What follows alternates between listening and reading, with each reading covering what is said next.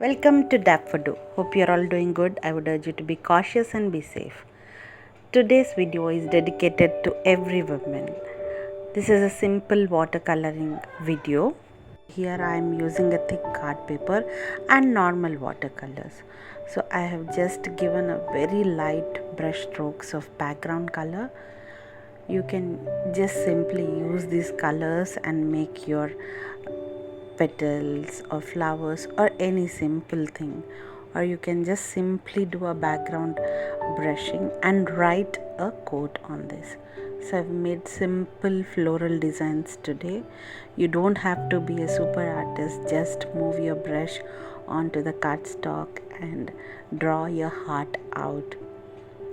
So these are simple petals, and I've created a small bud and a rose kind of thing.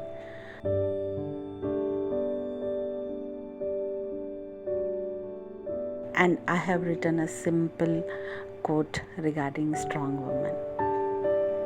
Dedicated to every woman. I wish every woman a very happy Women's Day. So I hope you enjoyed today's video. Enjoy your day. Thank you for watching. Namaste.